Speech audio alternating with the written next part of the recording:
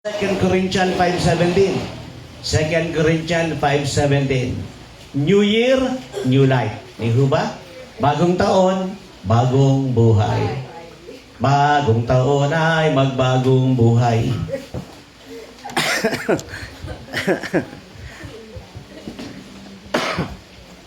Second Corinthians 5:17.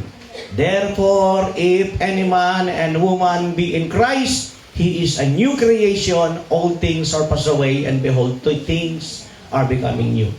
Therefore, if any man and woman is in Christ or be in Christ, he is a new creation. All things are passed away, and behold, things are becoming new. Ganito gawin nyo. Bago matapos ang gawain ito, o bago matapos yung araw na ito, nakikinig ko ba kayo? Bago matapos ang gawain ito, o bago matapos yung araw na ito, no? Mas maganda, kumuha ka ng papel. Ilista mo lahat ng mga ibabasura mo. Yes, ilista mo lahat. Ito yung mga ibabasura ko. Tapos na ito, 2020, nakaraang taon, tapos na eh. So ito na yung ibabasura ko. Kita mo ba rito?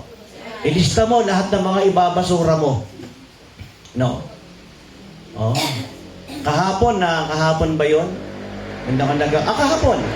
Nakapag-Bible study ako sa mga police officers. Ay since na puro kami lalaki, ang ganda ng usapan namin, very intimate talaga, very personal. At ang usapan lang doon naway wag nang makalabas yung mga bagay na ito kasi talagang confession talaga eh. Confession talaga ang nangyari at ginawa. Nasyak ako talaga eh. Sa tagal ko na silang bina-Bible study, first time kong narinig yung mga bagay na yon. May tao pa ho ba rito? Kaya pakisulat ninyo, alin yung mga ibabasuran yung mga negativity ng nakaraang taon. Ito yung mga nangyari ng nakaraang taon, huwag na itong mangyari sa akin in Jesus' name. Amen.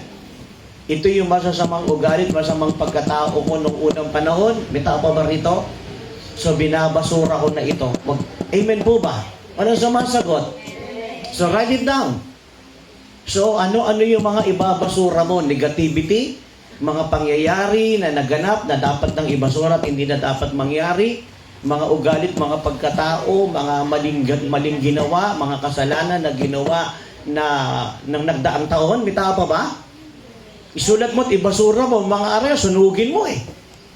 Para mabaon na lahat sa limot. That is prophetic. Okay lang po ba yun na sinusunod? Biblical po ba yun? Wala naman sa Bible yun. Nasa Ricardo 1:1 yun. Yan ay prophetic gesture kung tawagin.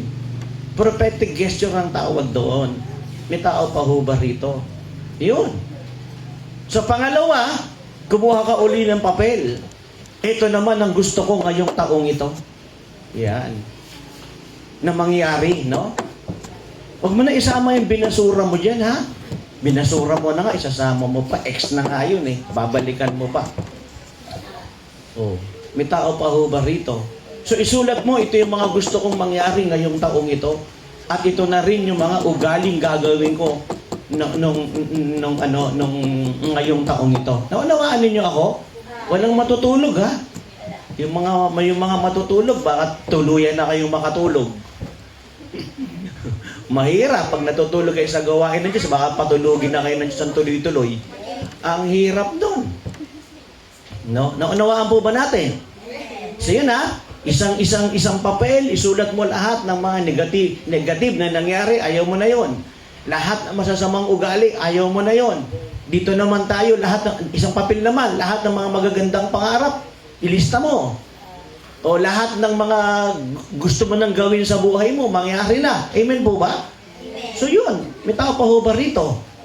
At mangyayari yan sa tulong ng Diyos. No? Dahil ang sabi ng Philippians 4:13, magagawa ko ang lahat ng bagay dahil kay Kristo ang tumutulong sa akin. Philippians 4:13, no? I can do all things, everything will happen. What is impossible to man is possible with God, no? The difficult things will become easy, no? Because of Christ that helps me. Filipos 4:13. Write it down. Di ba anong sabi ni Pablo sa ikalawang Korinto 12:9? Di ba? Ikalawang Korinto 12:9. Di ba? At mga sumusunod ng mga talata. Especially, di ba yung 9, anong sabi ni Pablo? Kung ako'y mahina, malakas naman si Kristo sa akin. Amen! Mahina ako, pero malakas si Kristo sa akin.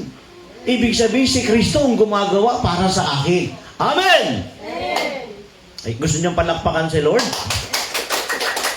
Sa nalilista ba ninyo? Isa kabuhay natin ito, ha? Kailangan natin ito. O, sino ang tumutulong sa atin? Si Kristo. Dahil si Kristo ang Diyos na nagkatawang tao.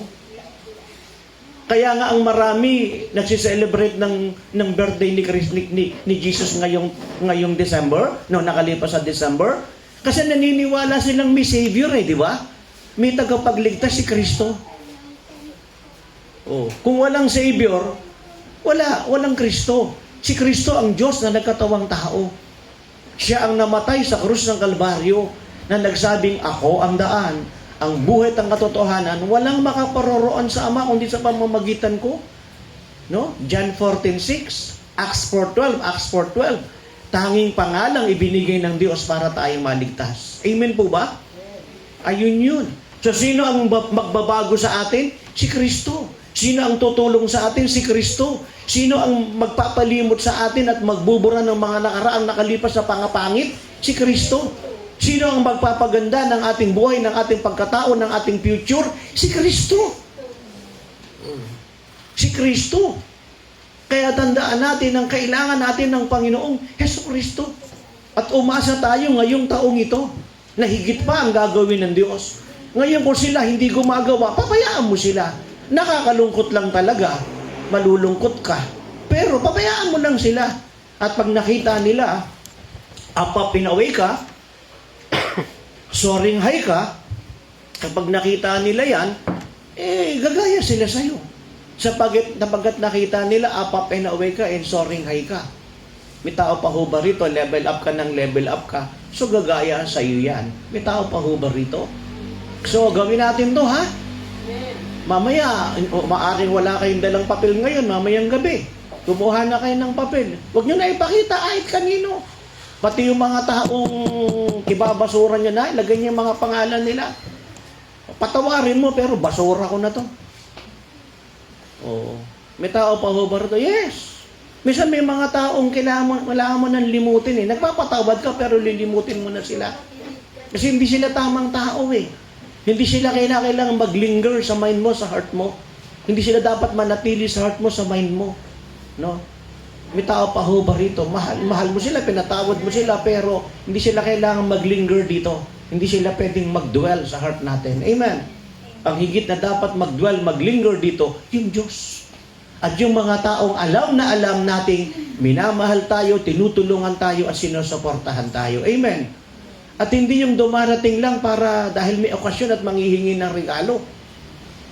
Kasi iba matalino talaga Kasi pag alam na ang hingian na ng regalo, saka dumarating At mga okasyon, saka sila dumarating Ang totoong nagmamahal sa'yo, hindi kay may okasyon, kay wala. Amen po ba?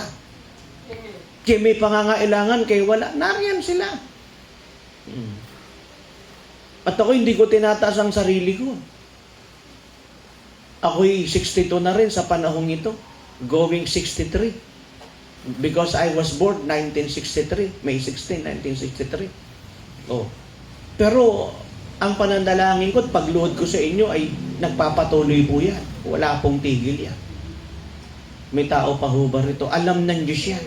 Kaya naman hindi ako nililimot ng Panginoon. Amen? Palakpakan natin si Lord.